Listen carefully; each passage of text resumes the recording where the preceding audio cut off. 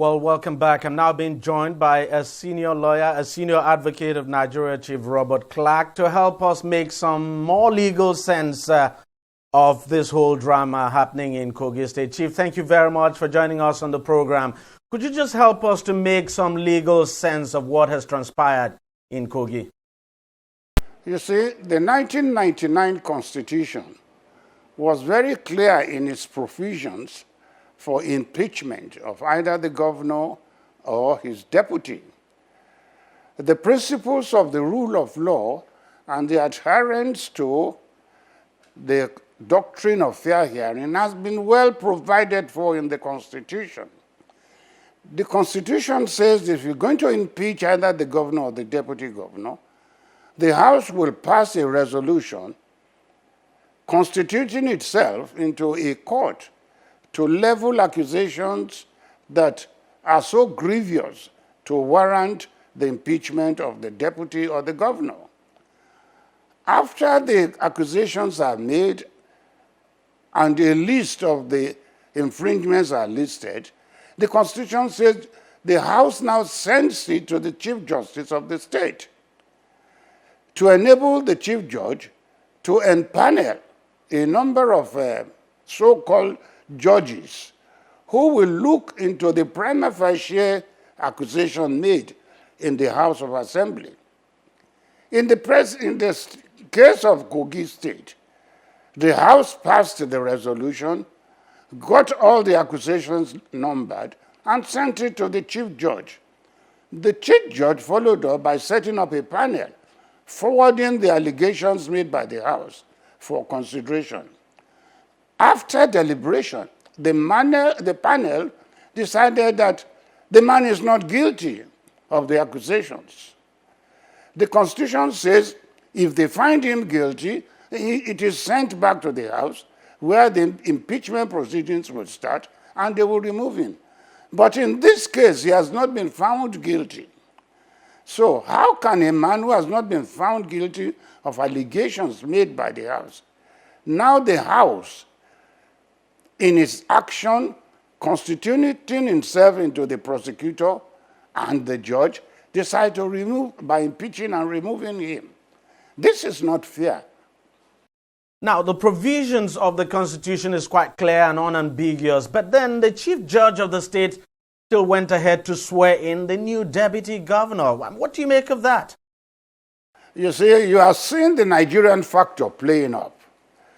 If you can recollect, at the first instance, we were told that the CJ refused to follow up that impeachment, that he was not going to swear in the new. But all of a sudden, he made a U-turn and then sworn in. You see, this is always the Nigerian factor in everything we do. It is now clear that what politicians do is that we will dare you, we will flout the Constitution, you go to court and challenge us. By the time you are in court challenging us, what we needed to do during that period of your absence, we will do. You can see what has happened in Edo State too. It's the same thing. The politicians will know what they are doing is wrong. They will do it and dare you to go to court. The long period you are in court allows them to do all what they want to do. We must stop all this rascality. Could there be any extenuating circumstance that could justify the action of the Chief Judge? Well, as a lawyer, unless I'm seized of all the facts, I've not heard the CJ, I have not questioned him, so I'm not in a position whether all the facts, which are not before me now as I'm speaking, he must have been privileged to know. But despite and in spite of that, let us be honest, this is a public hearing.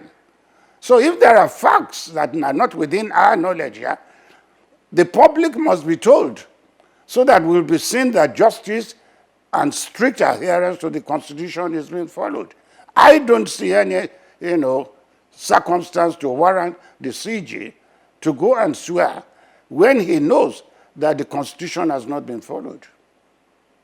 Now, we've seen impeachments in this country in the past, but never have we had a situation like this where a panel would return a no guilty verdict and the House would go ahead to impeach and remove?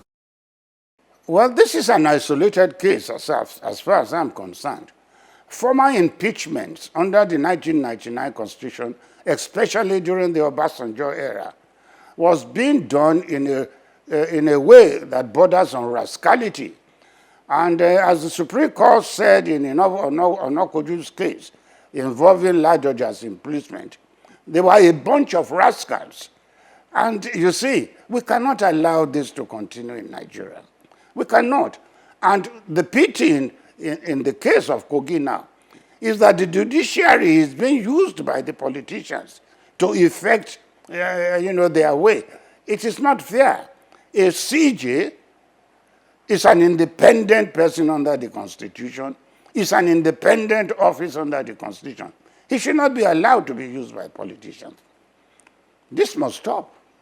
Is there a way the NJC could intervene here in terms of the action of the Chief Judge of the state? It is unfortunate. There is no provisions in the Constitution that allows the NJC to intervene. The NJC assumes jurisdiction under any matter by way of a petition to it. It is when a petition. The case of the CJ, I doubt whether the NJC on its own, but it can do so if it is seized of all the facts. As I said, what they can only do is to send a query to the CJ. The NJC that has disciplinary powers over judges can now, in the circumstance we are, send a query to the CJ to explain why, under the circumstances which is public, that the panel did not find the deputy governor guilty, and the House went along, despite and in spite of that finding, to impeach him, and you, the CJ, accepted that procedure, then the NJC could now send a query to him to explain how he came about that decision. It is possible that he should be disciplined, and he could be disciplined. What remedy do you think is there for the impeached deputy governor? You see, as I said, that brazen attitude by politicians that go and do an unconstitutional act, the worst scenario is that the other party will go to court. And as far as I see it, that's the only solution now. But what we can do is public opinion. Today, if the public is clear and sure that that procedure is wrong, they should just go en masse and stop proceedings in the House. Or go en masse and block the road for the CJ to enter court. You see, maybe that drastic action, if we are possible. But you know, this is a bipartisan matter. It is the politicians today, they have their own masses who are happy at even what they are doing. So there is no way possible now under the law for any drastic action to be taken. Now, this whole thing would certainly not reflect well on the Nigerian judiciary, especially if you consider what the chief, or the action of the chief judge, I should say. Well, it's been going on for some time. Nothing has been happening. We that are privileged by the grace of God to say out our mind, we will continue to say it. Where the judiciary is deficient, we will continue to speak out, despite whose ox is God. Just how do we stop this from happening? Look, it's the mentality of the people. If the people are not so subjugated to politicians because of mercenary and bags of money being sent around, maybe things will change. But as it is a Nigerian factor. Corruption has eaten into every facet of Nigerian life. And because of corruption, nobody sees anything wrong in what the politicians are doing. Because the people who should talk now, their mouths have been closed by money. It's a pity. Well, it appears the judiciary can't do anything to stop this kind of thing from happening then. You see, the judiciary's hand is handcuffed in a sense.